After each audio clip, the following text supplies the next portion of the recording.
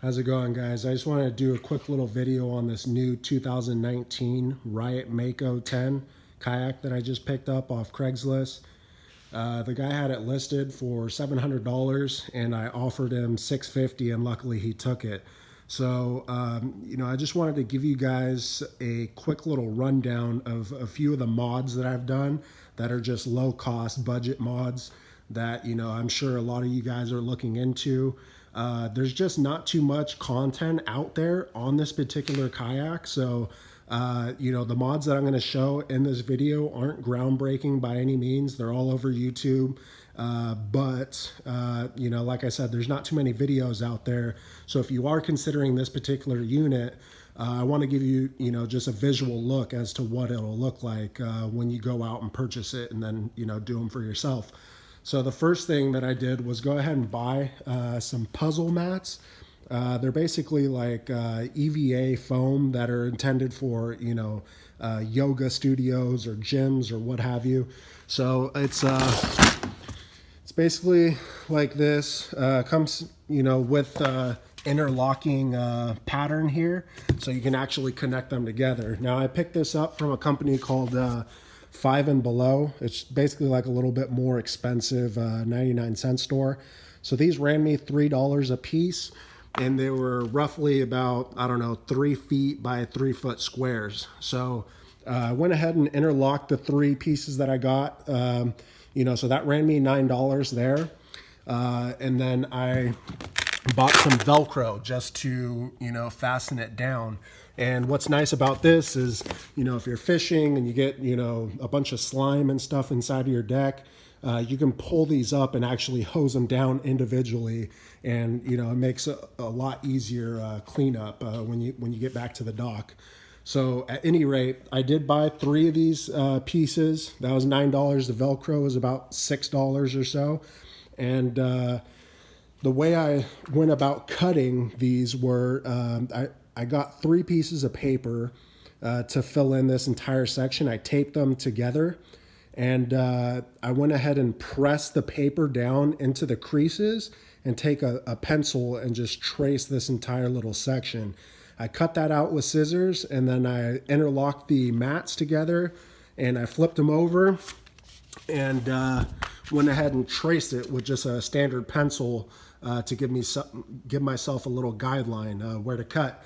Now, one thing that I'll mention is that when you're cutting on the mats, right, one thing that I'll recommend is giving yourself a little buffer zone. So, if this is the line that you made from your paper template, I would suggest cutting possibly over here because that will give you an opportunity to set them back into these little sections and just fine tune, where it's a little bit too large.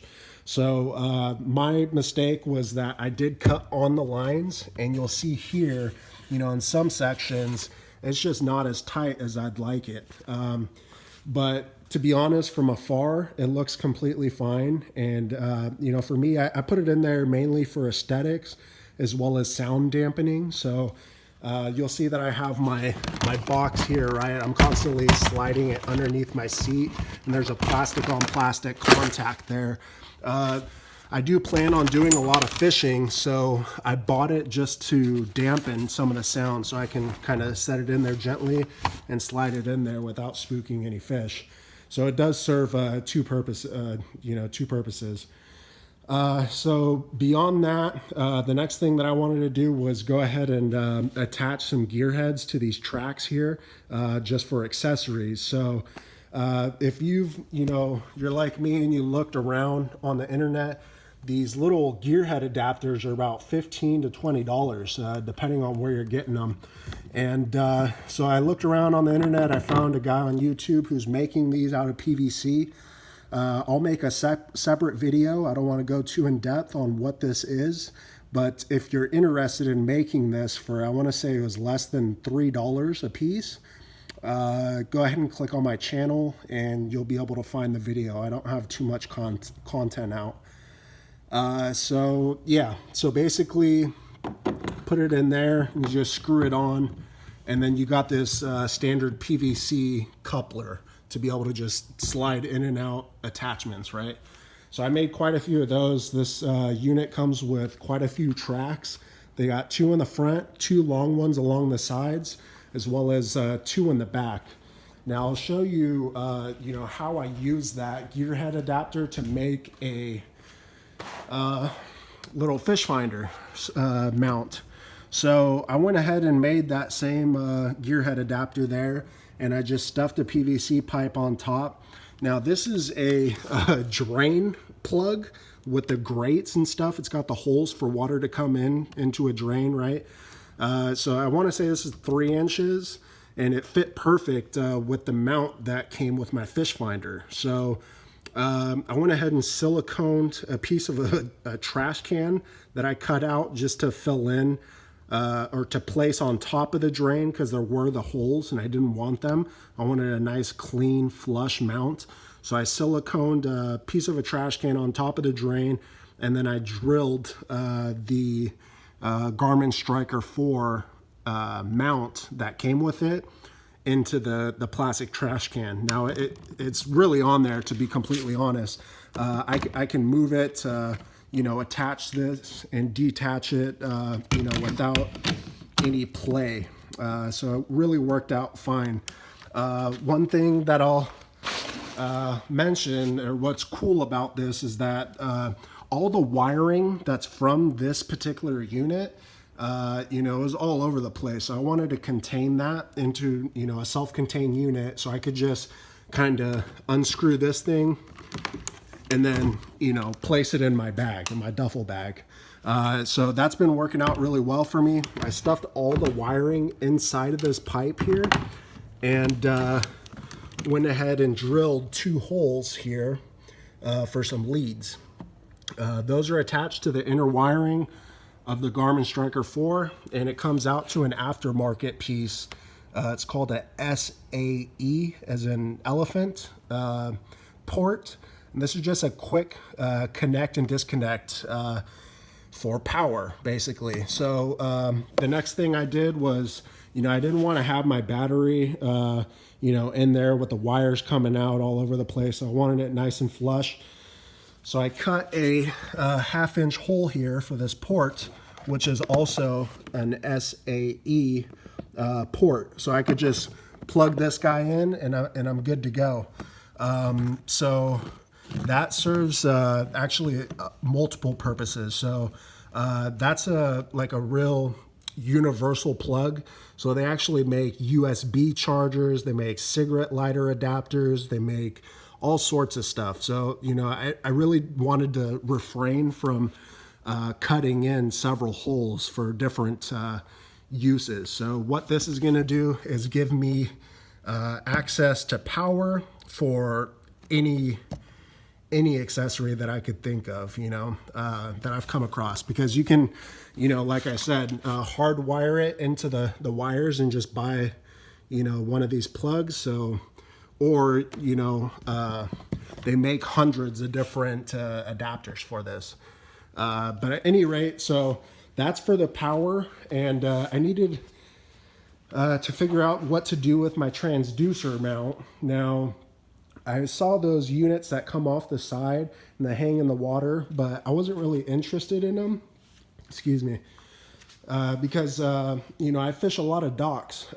So I don't want to be running up into it, or, you know, have to constantly flip it up or whatever. So, you know, for me, I wanted to go ahead and do the in-hole duck seal mount. You know, on YouTube, there's there's like hundreds of videos, you know, on that particular mount. So the transducer is actually not in the water. It's in the like inside this hatch here. But so, you know, it's able to transmit the sonar through the bottom of the hole. One downfall to this is that the temperature reading for the water is not going to be accurate. It's actually going to be a few degrees off, just, you know, for the simple reason it's not inside the water. Now, I went ahead and, like I said, I didn't want to continue drilling holes in here, so One thing I did for this, I did need another hole for my transducer cord to be able to come to the back of my unit. So I actually cut it about like 1.5 inches down in my rod holder and just ran it to the left into the inside of the hole. Now what that is going to do is kind of limit some of the exposure to the water because my theory anyway, and I haven't honestly tested this out, I haven't been out on the water, but you know, I have a feeling that, you know, if water does splash up in here, it's going to probably pool up in the bottom of the rod holder. Now for it to make it inside of the hole, it'll have to go in, go down 1.5 inches, and then turn left into, you know, the inside, which, you know, I don't know, it's possible, but I think, you know, for the most part, you're going to be safe. And I'll, you know, continue to do videos and give you updates because this is going to be an offshore rig for me. So I'm going to be out in the open ocean. So, you know, if there's anywhere to test if water's going to get inside there, it's, you know, in the ocean. So I'll go ahead and give an update when I'm out on the water. But at any rate, so that allows me to just kind of pull this up, plug it in, and then when I'm done, just stuff it back in here, right? I don't really use the front two rod holders very much because, you know, it's in your way really. And especially when the drive is down, you know, I'm 6 foot, 230 pounds. So to get up and then start leaning over here, trying to grab stuff, it's just not feasible for me when I'm out on the water. Although I did take this unit out, like I said, in the ocean, right when I got it, just to make sure there's no holes or anything. And after about 2 hours of being in the harbor there, I was like, man, this thing's actually pretty seaworthy. You know, I wanted to wait to actually go out into open waters, but that first day I felt comfortable. And I went out there about a mile offshore. And, you know, it was a little choppy and windy, but I was able to actually stand up out in the open water, and it felt completely stable. So, but, you know, I had a inflatable rib boat, and I actually ended up flipping that thing from standing up and trying to cast. I stepped too much forward. The whole thing just flipped over. It was just a yard sail with all my stuff in the water, and it was not a pretty sight. So in terms of standing up, I personally, just me, I don't like standing up. So everything up here, this front storage hatch and these two rod holders are kind of rendered useless for me. So that's why I did run it through the rod holder here, right? So for my power, you could see that for this plug here, this SAE plug, the wire goes straight through and it comes out here. Now for my battery, I know a lot of you guys are probably going to call me stupid for doing it this way, but I got a bit bigger battery than I had wanted, and I was having trouble finding a waterproof case for it. So what I did was go ahead and purchase 3 waterproof bags and basically put it inside each bag, roll it up, and then place it in the next bag, roll it up, and then, you know, leading up to this bigger bag. Now, for me, you know, it's not the smartest setup, right? I'm aware of that, but my little theory is that, you know, if water is coming inside of the hole and it's enough to get through the 3 waterproof bags that I have, as well as my cooler that I set in here for it to prevent it from sliding around. If I have water going through all 4 of those things, I mean, I got a much bigger problem, right? I need to get to shore. I could give 2 shits about, you know, a $40 battery that I purchased off Amazon that I can get delivered the next day. So that's why I went ahead and did it that way. Just served, you know, the best utility for me. And you'll see that up here on the top, I actually have the cord running through the SAE port running through the top. So I can just go ahead and, you know, remove my bucket, set my battery down there and then attach it to my to this port here to run the power. So that actually works really well for me, and I'm not complaining, although I haven't had any issues out in the water yet. So we'll see if, you know, if humidity starts building up in there or what. But so yeah, at any rate, I got those. Those were basically the first few mods that I did. Just recapping, it was the puzzle mats. I laid them in there, cut them.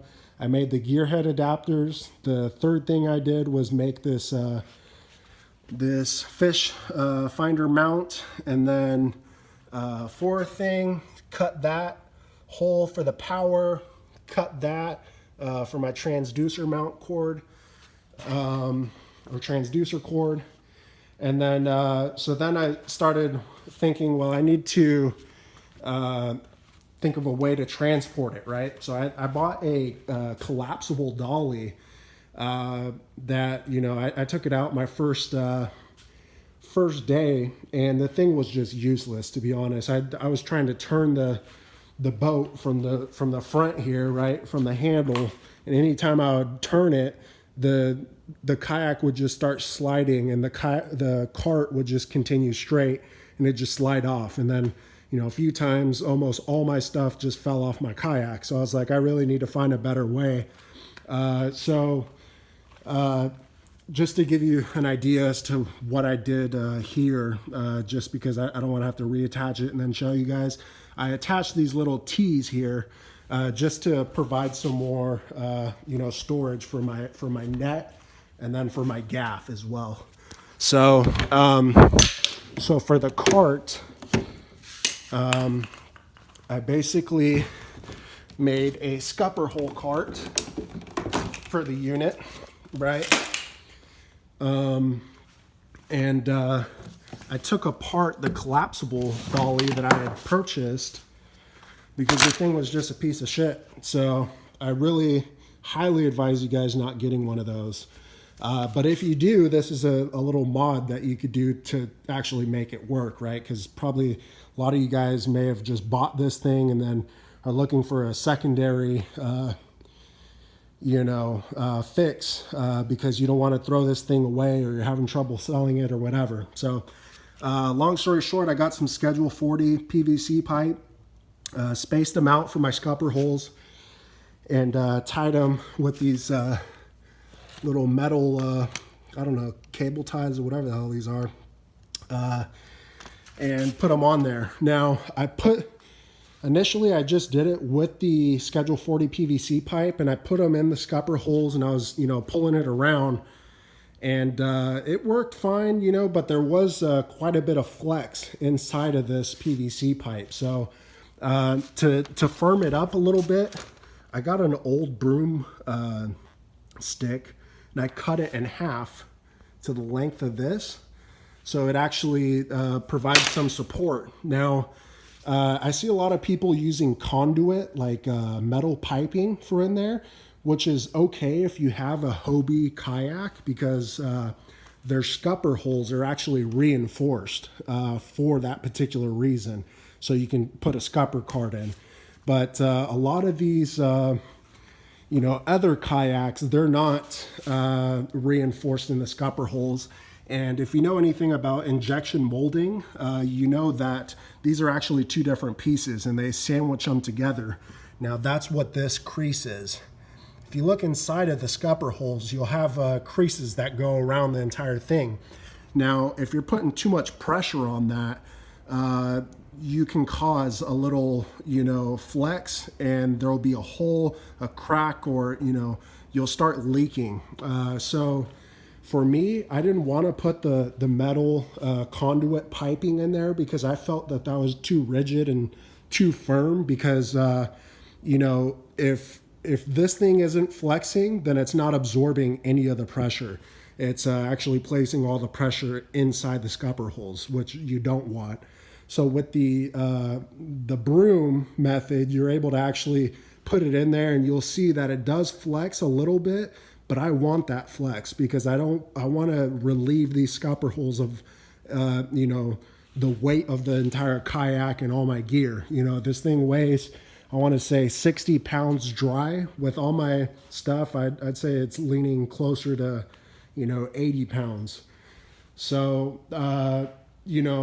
that's a good method to go with the wooded broom handle, just to absorb some of the flex. Now, long story short, I'll go ahead and place these in the scupper holes. I'll launch my boat, and then when I'm done and I'm about to take off in the water, I made these little gearhead adapters with some T's on them, right? Spaced them out for my scupper holes again, the width of my scupper holes, and then I'm trying to do this with one hand. Then I just slide it up in there, and I'm good to go, right? So as far as safety, just moving on. As far as safety goes, one thing that I'll recommend, this isn't really a mod, but beyond just having your traditional PFD, right? I'm going out in the ocean, so I want a few extra insurance policies with me.